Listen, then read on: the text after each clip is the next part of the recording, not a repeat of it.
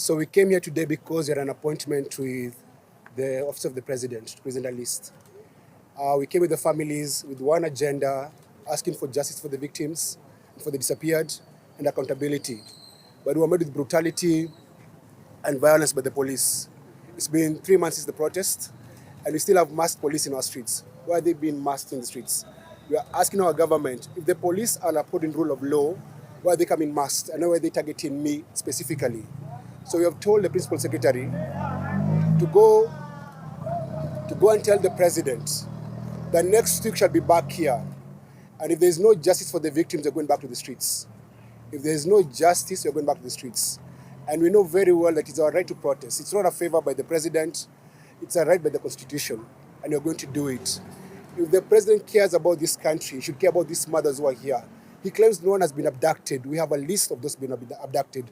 We have shared the list. He promised compensation for the victims. We know very well that money can never bring back any life. But if he promised compensation, it can at least help the families to pay for bills and to move on in a small way. So we're asking for compensation for the victims, we're asking for justice, and we demand for the firing of the officers who murdered innocent citizens. The crime scene is Parliament. Parliament has CCTV cameras. We know very well those cameras were working on the day of the protest. We demand that the government to make that footage public. City Hall has CCTV footage of what happened there. Make that public. Supreme Court, because we know very well, on June 25th, there were criminals who were in the streets. Criminals paid by politicians, and they came because they were paid. And their financials are known, they've never been arrested. Listen, the president is a coward because every other day he's insulted by other people on top of vehicles, and he doesn't do anything. But when we come to the streets, protected by the Constitution, he comes after us. Why is he after innocent people? If he's a man enough, if he's not a murderer, go after the killers of the innocent people, go after the people who sponsored the violence in the streets. Because none of us, none of the people who are murdered, none of the people who are in the streets on that particular day who are here today were involved in the treasonous action. So we feel victimized by the government. And all you're asking is, Mr. President, if you're unable to lead us, you must resign. Yes, because we can't live in constant violence. Every day we're being arrested, we're being abducted, we're being murdered. If you're unable to uphold the Constitution, if you're unable to lead this country through rule of law, we're asking for you to resign. It's not a must to lead us. It's not a must for him to lead us. Because you say this, and you said this before, you cannot kill us and lead us. You cannot do that. Kama umeshindwa na kazi, enda nyumbani. I know you can go to Sugoi when ukae huko. By the way, go retire with Rachel and your grandkids. This country has 54 million Kenyans. You're not the only one who can lead us. Na tukisema Ruto waende, tuseme Ruto peke yake. Tukisema Ruto na Rigathi waende. They should all go. This government is a government of murderers. We're asking for them, if they cannot give us justice, compensation, accountability, they resign en masse. Wote ni wafanyikazi wetu. Ruto ni mfanyikazi wetu. He should never forget that. Even the guys who are arresting us today, these people in uniform here today, all of them work for us. Let us not forget who is the boss. We are the bosses. And next week, if they do not respond to our demands, we're back in the streets. We're coming back to the streets. By force, by fire, we're back in the streets. Come on, Ruto basi. The state of where we're at today is extremely disappointing. It's been that Kenyans have been being murdered, disappeared, tortured, disembodied, disfigured. And today, after many different attempts by all sorts of different organizations, activists, individuals, civil society, today when we finally are able to give a list of names, tunaambiwa, oh, asante, kama ambao walikuwa hawajui, kama ambao hizi story, they're not online, there's no videos, there's no footage. This list, these names have been circulating, burials have been aired.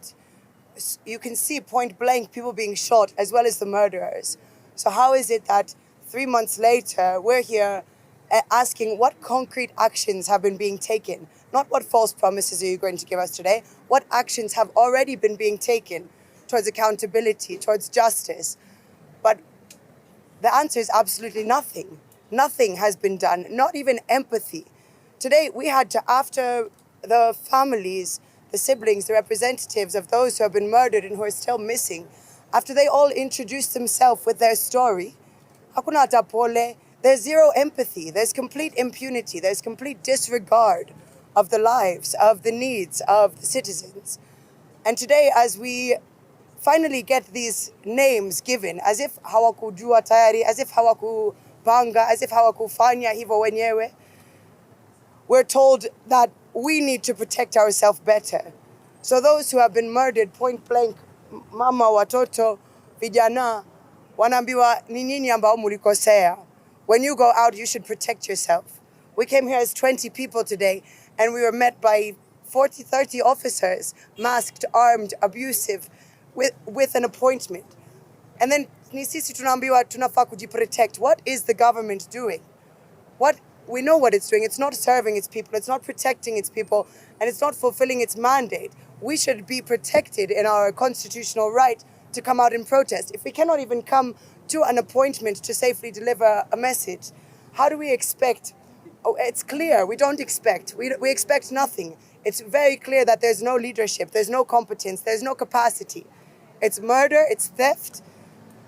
And it's impunity. And we won't stand for that. Tumechoka. Tangu zamani.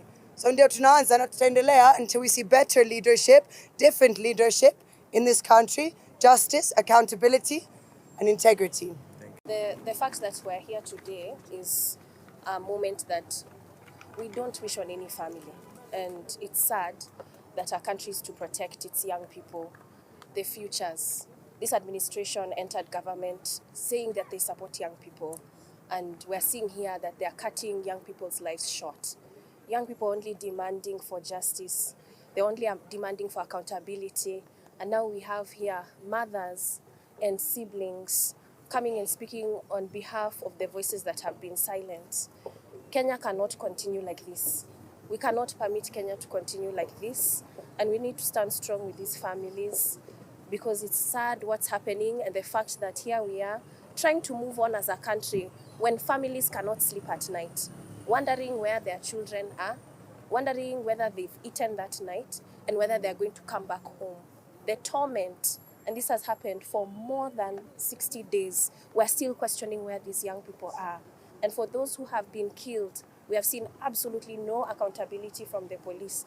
The same police who are here masked, trying to abduct and arrest activists here who are standing on behalf of their families and just pushing for justice and accountability. We have seen nothing. So this country will have no peace, frankly speaking, if it's killing its young people. It will have no peace. And what we're demanding here is justice and accountability from the police. Nerima Wako. Siasa Police Director. I'm an activist.